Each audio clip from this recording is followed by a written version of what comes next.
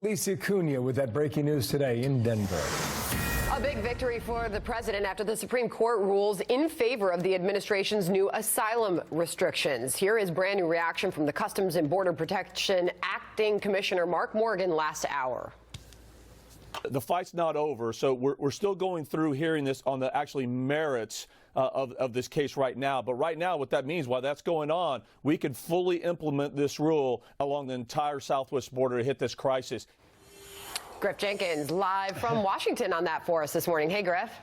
Hey, Sandra, good morning. Yeah, it is a major victory for the administration. As Morgan pointed out, at least for now, the president called it a big win because the high court is greenlighting nationwide enforcement of restrictions on asylum seekers traveling through a third country, such as Mexico, requiring them to seek protection there instead of the U.S. The ruling comes amidst a contentious lower court battle. In July, U.S. District Judge John Tiger blocked the policy entirely, but the Ninth Circuit Court of Appeals stepped in on Monday, narrowing the judge's order to only Arizona and California, meaning it applies in Texas and New Mexico. Well, now this Supreme Court ruling goes even further, saying it can move forward in all 50 states. 2 of the 9 justices, Sonia Sotomayor and Ruth Bader Ginsburg, dissented, Sotomayor writing, "Once again, the executive branch has issued a rule that seeks to upend longstanding practices regarding refugees who seek shelter from persecution." The Justice Department, by the way, applauding the decision, saying this action will assist the administration in its objectives to bring order to the crisis at the southern border, close loopholes in our immigration system, and discourage frivolous claims. On Capitol Hill, the reaction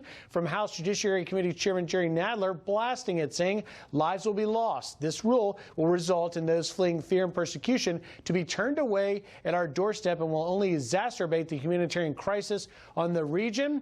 We haven't heard the last of the ruling. As Director Morgan pointed out, this decision was not a ruling on the merits of that case, so it'll play out in lower courts. We're just learning, though, Sandra, that from Mexico, the foreign minister, Marcelo Ebrard, speaking at President López Obrador's morning press conference, saying that Mexico disagrees with this Supreme Court decision. That's significant because, remember, Mexico has been very cooperative in cracking down the apprehensions, down some 30% last month, and also expanding the Remain in Mexico policy. So we'll hear more, perhaps as well, from our Mexican partners for whom President Trump and President López Obrador spoke by phone yesterday. Yeah. Sandra? A lot more on that coming up. Griff Jenkins, thank you.